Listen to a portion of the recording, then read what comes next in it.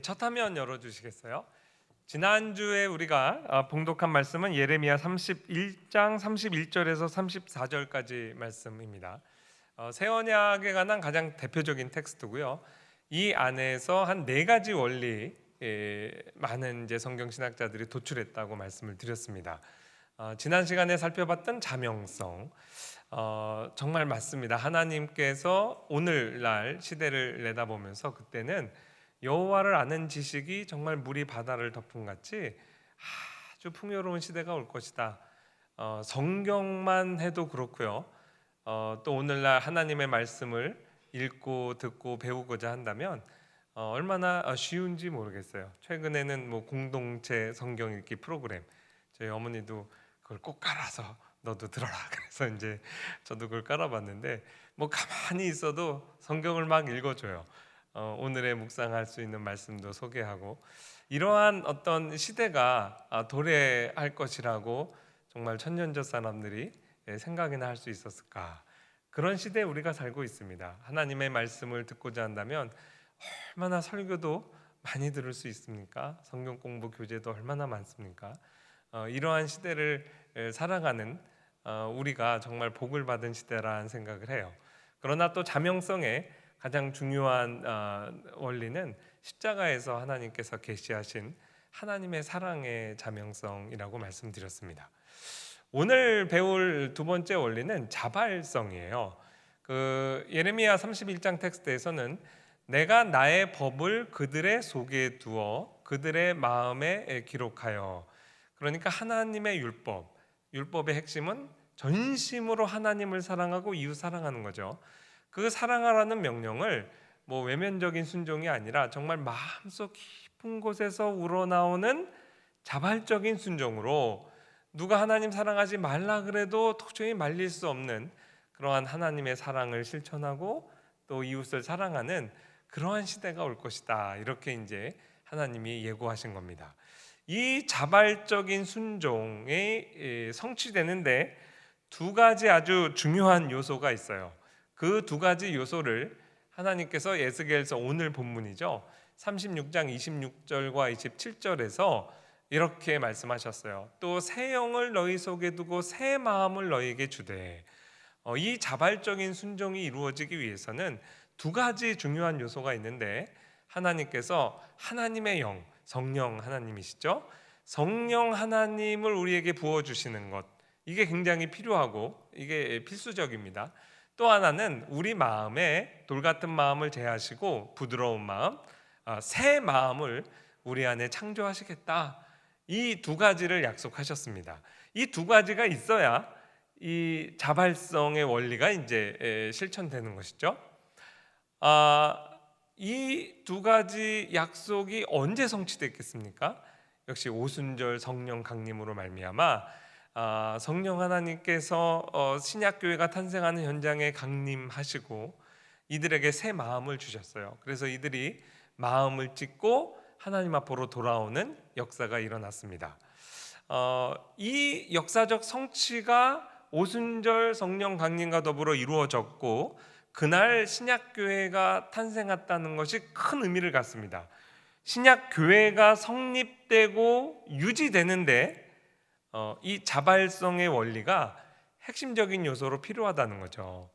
오늘날도 우리가 화평교회를 섬기면서 이 교회가 잘 세워져 나가기 위해서는 자발성의 원리가 정말 튼튼하고 건강하게 자리 잡고 있어야 됩니다. 자발성이라는 것은 쉬운 말이에요. 그냥 자발적으로 알아서 하는 거죠. 목사님이 집사님 이번에 한번 제발 교사로 좀 섬겨주세요 이렇게 말하기 전에 제가 어떻게 좀 할 일이 없겠습니까? 이런 게 이제 자발성의 원리거든요. 교회가 성립되고 유지되는 데 있어서 오늘날도 건강한 교회란 어떤 교회냐, 이 자발성의 원리가 정말 잘 실현되는 교회라고 말씀드릴 수 있겠어요. 그러면 그날 또 선포됐던 하나님의 말씀, 베드로의 설교를 한번 살펴보겠습니다. 신약교회가 탄생하는 그날 사실 이 네 가지 원리가 폭발력 있게 다 한 번에 이렇게 드러나게 됐습니다. 이미 한번 인용했던 말씀이죠. 우리가 자명성 공부하면서 베드로의 설교의 그날 본문이 시편 16편의 말씀이었다.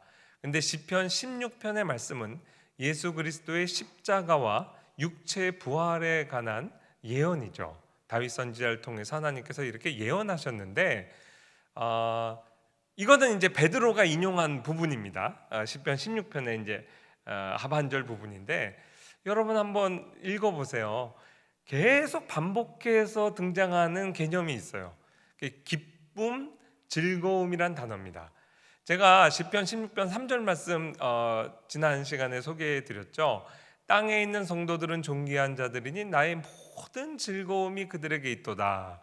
이러므로 나의 마음이 기쁘고 나의 영도 즐거워하며 내 육체도 안전히 살리니 이는 주께서 내 영혼을 수월에 버리지 아니하시며 주의 거룩한 자를 멸망시키지 않으실 것임이니이다.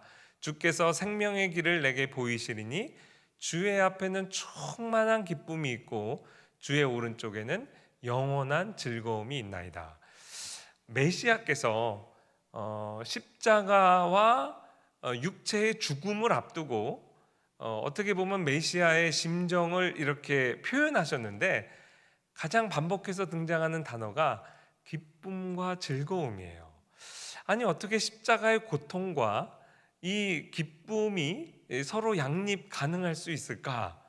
제가 사실 신학교 1학년 입학해서 저 3절 말씀에 큰 은혜를 받고 인생의 터닝 포인트를 갖게 됐다 말씀을 드렸는데 그렇게 은혜를 받는 순간에도 정작 베드로가 인용하는 그 하반절 부분의 이 기쁨을 그리스도의 기쁨이죠.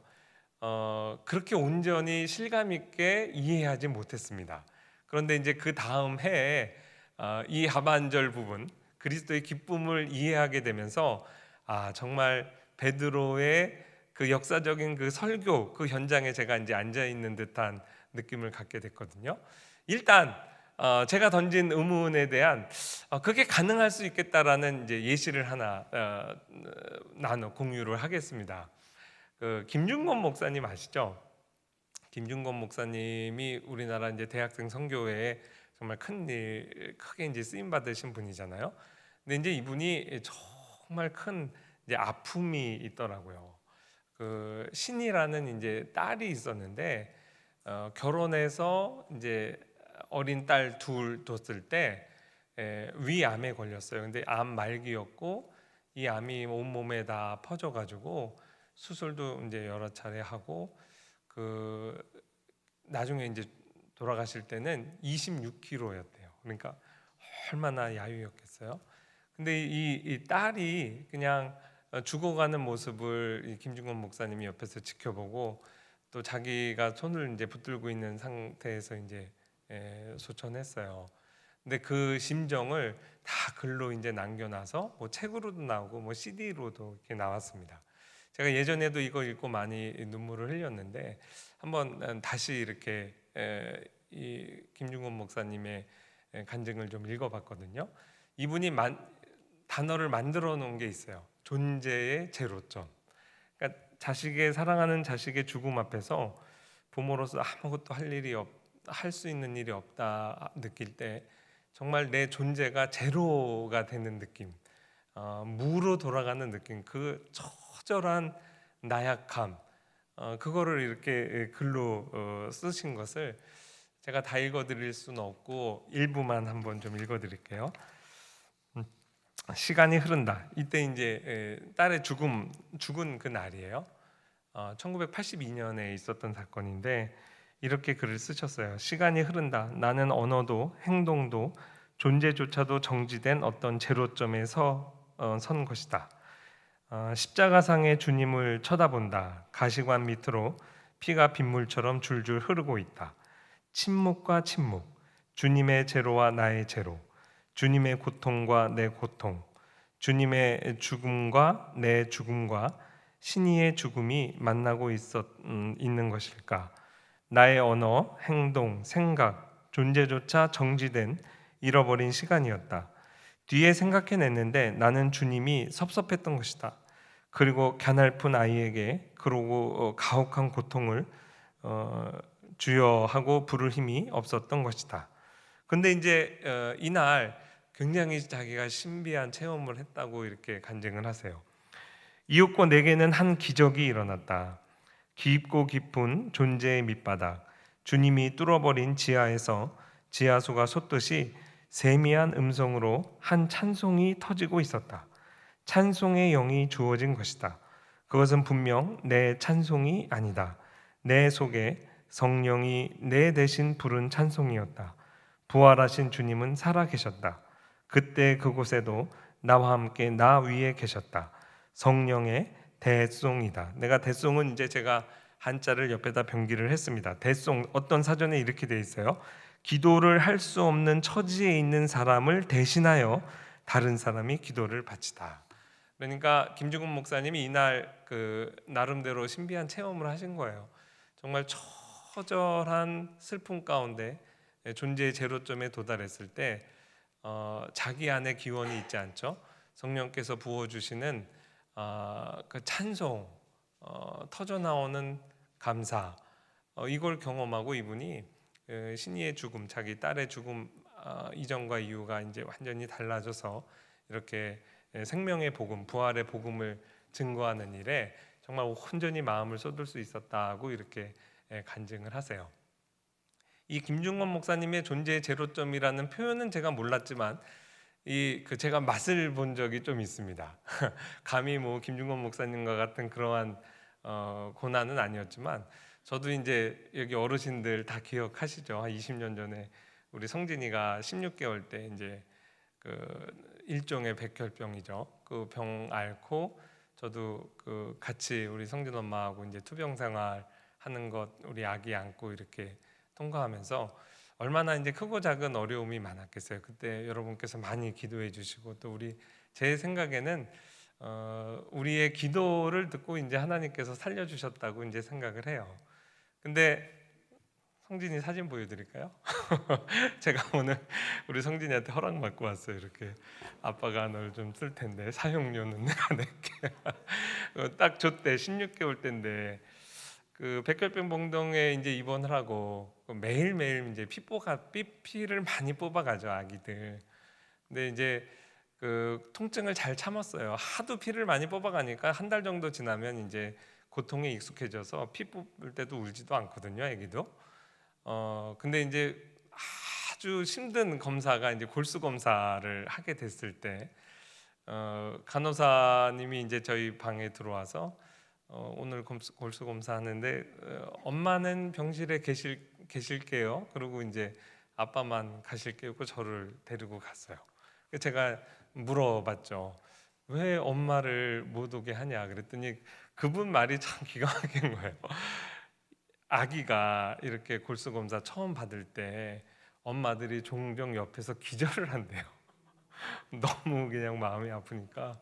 그래서 엄마는 못 오게 하고 이제 아빠를 데려간다. 그래서 제가 그 말 듣고 너무 겁이 났어요. 저도 정말 기절하면 어떡하지? 근데 이제 그 왜 마취 안 하고 그렇게 하는지는 저도 지금도 잘 이해가 안 되는데 정말 그 어른 넷이 이렇게 애를 잡고 이렇게 골수 채취하는데 순식간에 시트가 막 이렇게 피투성이가 되더라고요. 그러니까 이제 그 잘 참는 우리 성진이도 그때는 뭐 완전히 자지러지게 막 울죠. 근데 저는 바로 몇 걸음만 나가면 아빠가 있는데 저랑 눈이 마주치는데 아빠는 도와주진 않고 계속 이제 문이 열렸다 닫혔다 하니까 그때마다 이렇게 우리 16개월 아들하고 이렇게 눈이 마주쳤거든요.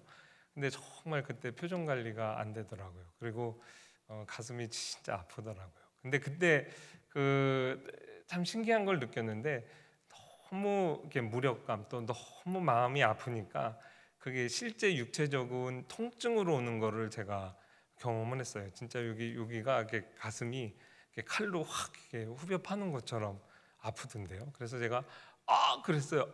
그래서 야 이러면서 기절하는구나. 딱 그 지점까지 갔습니다.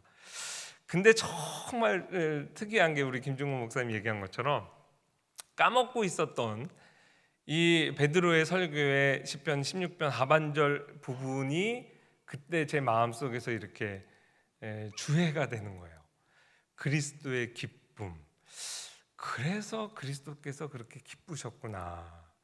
그게 무슨 말이냐면 그 부모의 마음이 비참해지는 거는 뭐 그렇게 수없이 피를 뽑아갈 때 대신 한번 해줄 수 없는 무력감, 주사 하나를 대신 맞아줄 수 없는 무력감, 그리고 지금이라도 당장 성진이 너무 울어서 안 되겠어요, 아빠가 대신 하실게요, 그러면 제 마음이 어떨까요?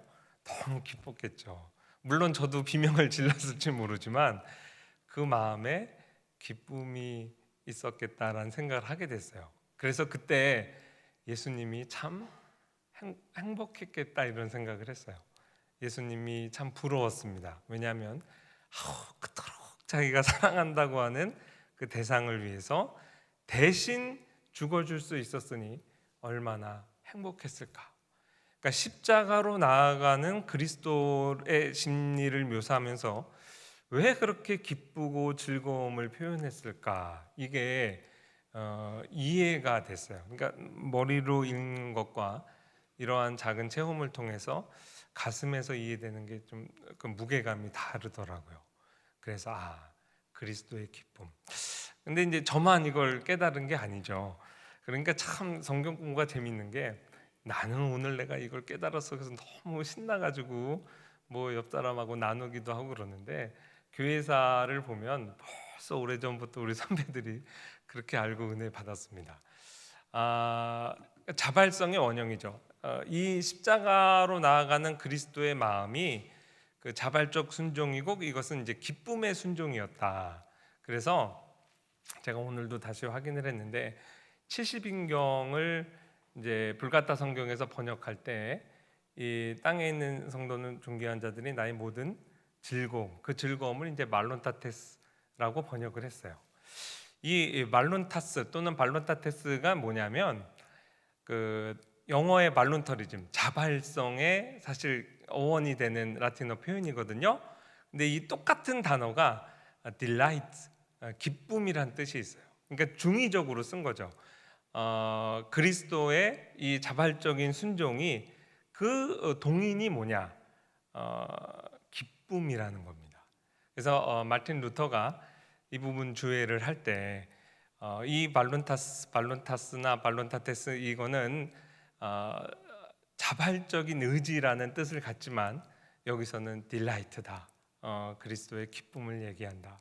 이렇게 설명을 했는데 얼마나 그 오래도록 벌써 중세인들도 성경을 만약에 읽고 설교를 들었다면 그리스도의 기쁨을 여기서 이제 발견할 수 있었던 것이죠.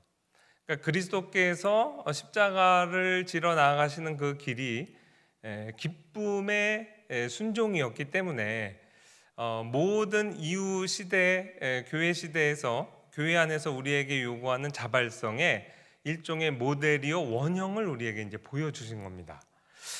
그러면 정말 그 이후의 교회사에서 이러한 자발성의 원리가 잘 구현이 됐을까? 물론 그렇습니다. 그 페르페투아 이야기를 좀 해드릴게요. 제가 신학 공부하기 전에 미국에 교환학생 갔을 때 early middle age, 그러니까 중세도 뭐 하이 미들 에이지 또 얼리 이렇게 나누거든요. 중세 아주 초기 역사 과목 들은 적이 있어요. 근데 거기에 사료집이 있습니다. 모든 역사 과목에 이제 사료집이 있는데 그 사료집에서 우연한 게 이 페르페투아 이야기를 읽게 됐어요. 근데 너무 제가 감동을 받아가지고 그 당시 이제 대학생 때인데 그 발번역으로 이렇게 한국말로 번역해서 그때 우리 화평교회 청년부 회지에 이거를 연재해서 기록한 이렇게 보낸 적이 있어요. 페르페투아라고요. 로마 아주 고위 귀족의 이제 딸이에요. 결혼한 지 얼마 안 되고 또 출산한 지 얼마 안 돼서 아주 어린 아이를 가지고 있었고요.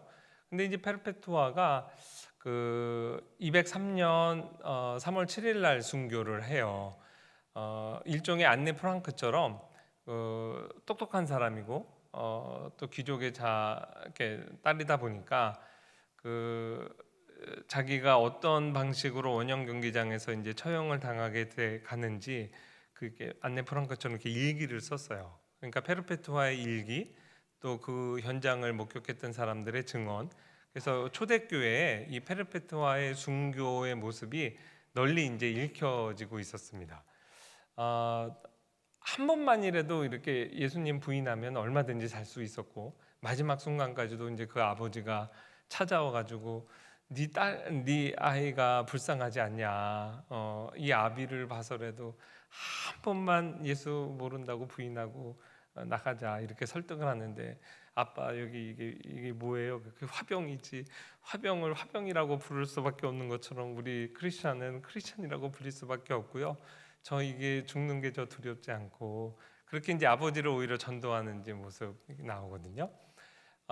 이 그 페르페투아하고 이제 같이 순교했던 펠리키타스라는 여자는 이제 노예 출신인데, 그 임신한 여자는 이제 그 원형 경기장에서 그렇게 짐승에 찢기지 않도록, 적어도 임신 기간에는 그 로마법이 있었어요. 근데 펠리키타스가 나는 페르페투아 언니하고 같이 순교하고 싶다, 그게 기도 제목이었어요. 그래서 일찍 기도 응답이 돼서 그 감옥에 잡힌 지 8일 만에 이제 조산을 하게 돼요. 그래서 그 아기는 다른 사람 데려가고, 감사하게도 이제 같이 순교 같은 날 하게 됐습니다. 페르페투아의 순교의 모습을 이렇게 그려낼 때 이 그 순교사 덕분에 실제로 원형 경기장에서 우리 기독교인들이 어떻게 그 순교를 했는지를 우리가 이제 잘 알 수 있게 돼요. 보통 이제 짐승들하고 실제 뭐 곰, 사자, 뭐 표범, 그리고 멧돼지, 페르페투아 같은 경우는 이제 소에 받쳐서 죽게 되거든요. 네, 이렇게 짐승들한테 찢길 때 짐승들이 이렇게 사람을 그 자리에서 먹지 않아요. 그래서 이렇게 받거나 뭐 물어서 이렇게 많이 피를 흘리게 하고 이렇게 몸을 찢어 놓잖아요. 그러면 그 죽을 때까지 기다리는 게 지루하니까, 그렇게 되면 이제 소위 말하는 생명의 문이라는 데로 이제 그렇게 몸이 찢긴 크리스천들을 다 이제 데리고 나갑니다. 그리고 데리고 나가서 거기서 이제 검투사들이 이렇게 칼로 목을 이렇게 베게 돼요. 근데 경우에 따라서는 이제 군중들이 마지막 참수당하는 것도 우리가 봐야겠다 이렇게 요구하면은 이제 그 경기장 안에다가 참수대를 만들어 놓고 거기서 이제 사람들이 보는 앞에서 마지막 목을 베거든요. 이게 이제 이해가 됐던 거예요. 왜냐하면 마지막 순교자들이 죽는 모습을 이 로마 군중이, 정신 나간 군중들이죠, 흥분한 군중들이 보면서 굉장히 충격을 받았다. 어떻게 죽음을 저렇게 담담히 또 죽어가면서 찬양을 부를 수 있을까? 이런 기록도 있어서 이게 어떻게 조화를 이룰까 봤더니 그런 과정이 있었던 거예요. 그러면 물론 걷지 못하는 상태로 심하게 상처를 입은 사람들은 뭐 실려 나오겠지만, 뭐 조금이라도 걸을 수 있거나 의식이 있으면 자기들이 스스로 이제 거기 목베임의 장소까지 가는 거죠.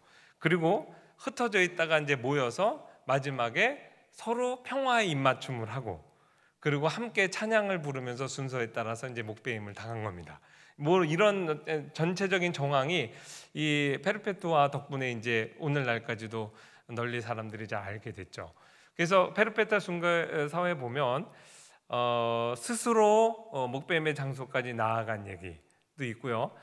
딴 사람은 그래도 이제 바로 목베임을 당해서 죽었는데, 이 페르페투아의 목을 벤 검투사가 초년병이었대요.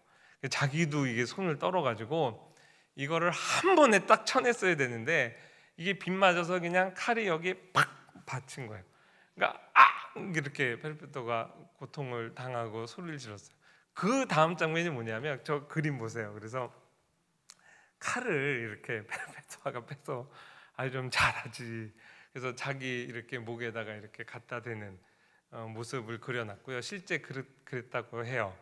그래서 이 부분을 이제 순교사를 기록한 사람이 뭐라고 얘기했냐면, 너무나 고귀한 그녀에게 오직 자기 스스로의 결정에 의해서 그렇게 죽음을 맞이한 것입니다.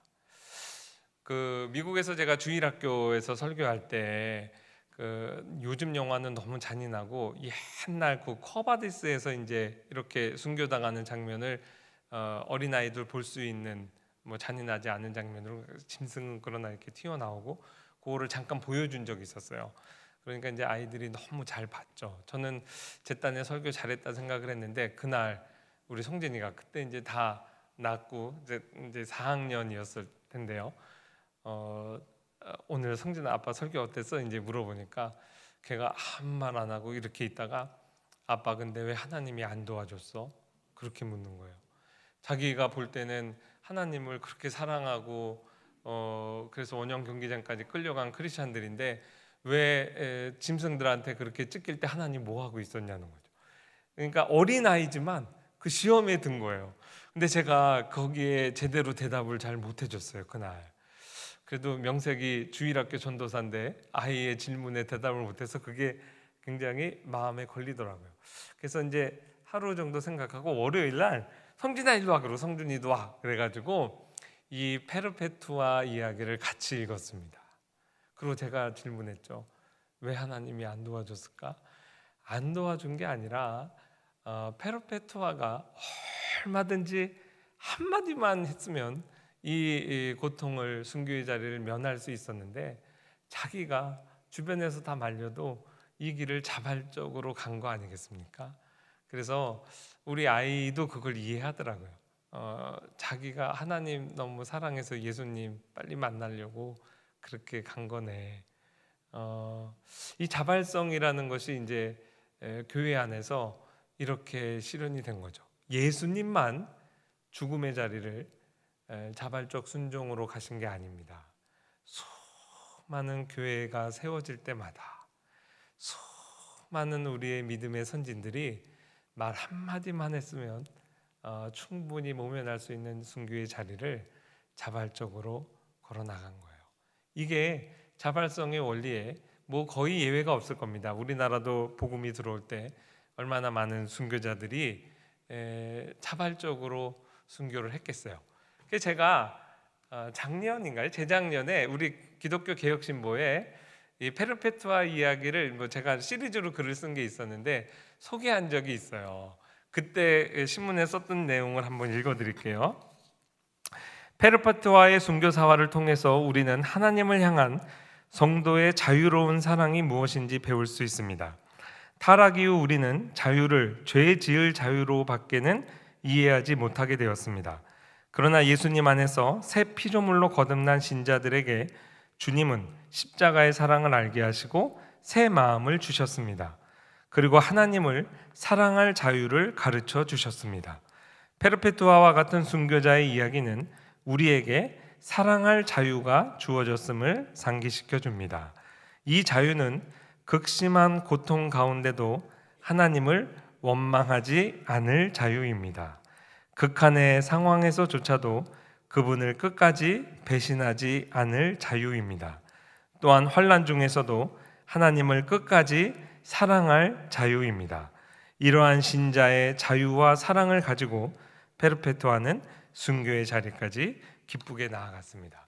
우리에게 하나님이 주신 자유, 이 자유를 오용해서 아담이 타락했잖아요.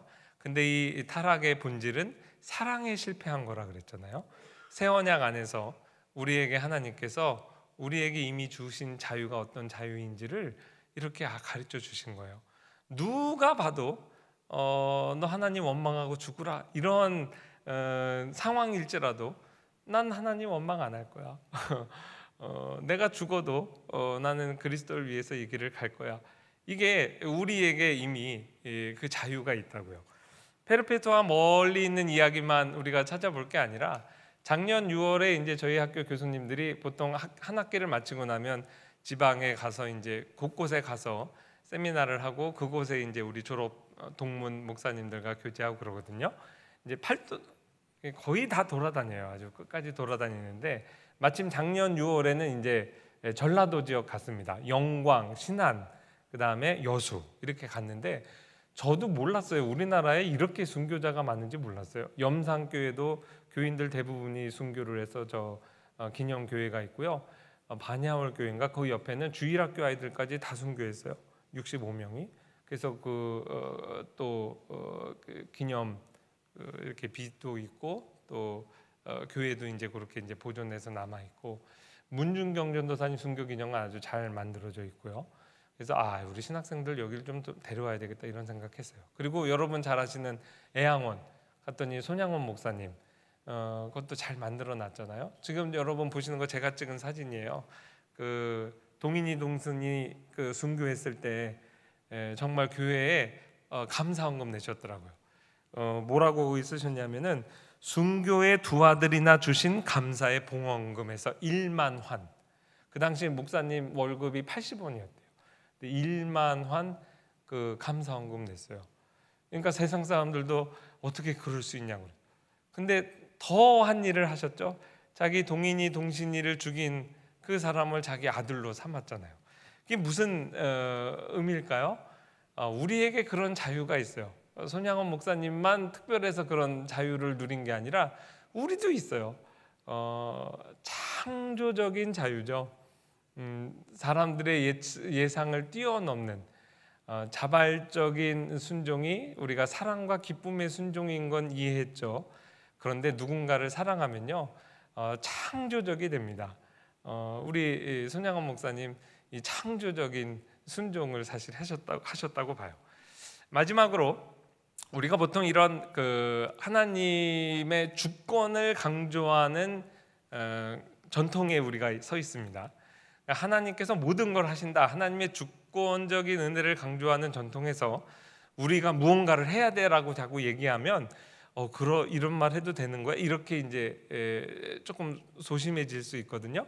근데 그렇지 않습니다. 우리 전통에 있었던 선배들이 하나님의 주권적인 은혜와 우리 신자가의 책임, 우리 신자의 어떤 자발적인 순종을 어떻게 조화롭게 설명했는지 제가 수업 시간에도 아주 즐겨 인용하는 토마스 굿인 목사님의 그 설교의 일부를 좀 읽어드릴게요. 제가 이제 최소한 3페이지는 읽어야 된다 생각을 했는데 그래도 한 페이지로 이렇게 줄여봤어요.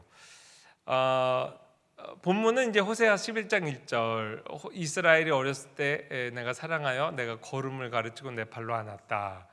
하나님께서 우리에게 믿음을 만들어 주실 때 하나님이 이 세상을 창조한 그 창조의 능력, 전능한 능력을 발휘하신다.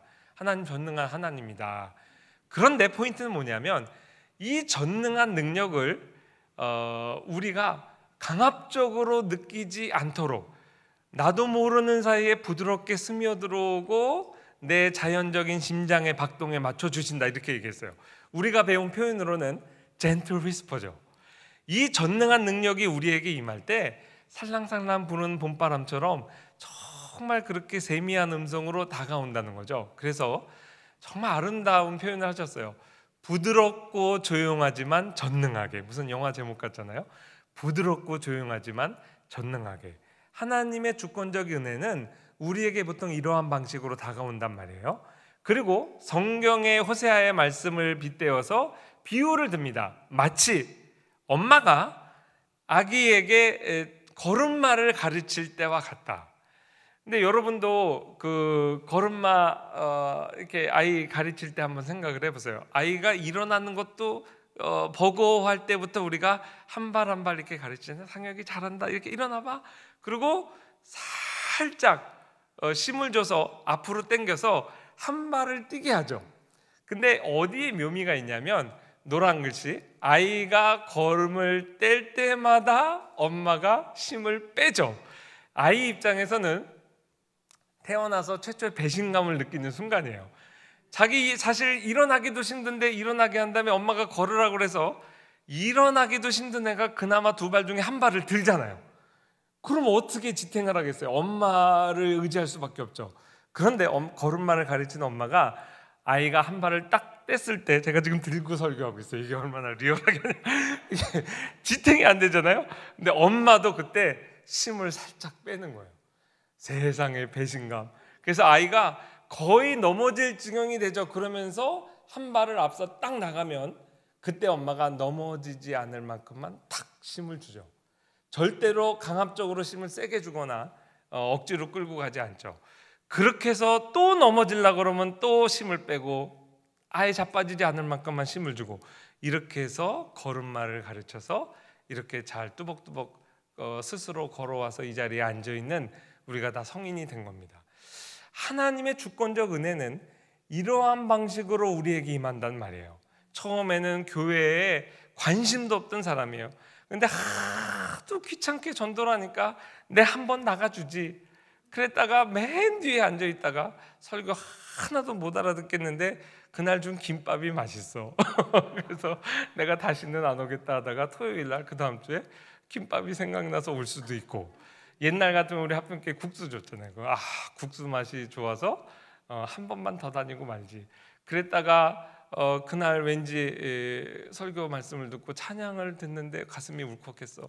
조금 앞으로 나오고 앞자리 나오다가 맨 앞자리 앉고 집사되고 장로되고 이제는 교회에서 좀 나가주세요 해도 절대로 안 나가고 버티는 터줏대감이 되고, 하나님이 우리를 다 그런 식으로 엄마가 아이 걸음마를 가르치듯이 그렇게 한 사람 한 사람을 이렇게 인도하셨다는 거죠. 이게 하나님의 주권적인 은혜라는 거예요. 그래서 설교를 얼마나 잘하는지 성경을 성경으로 해석하죠. 마지막 부분에 보면 믿음은 하나님의 선물이다. 우리의 행위가 아니다.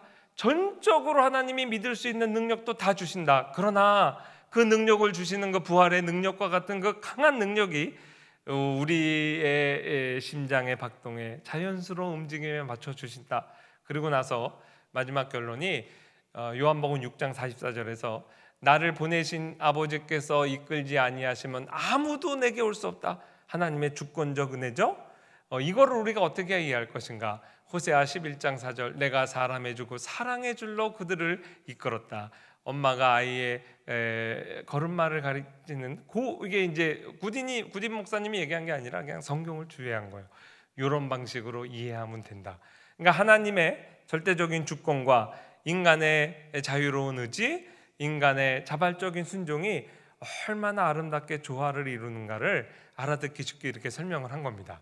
포인트는 어딨냐면 이렇게 다 설교 듣고 그래서 적용이 있습니다. 적용이 뭐냐면 청교도 설교의 참 매력인데요.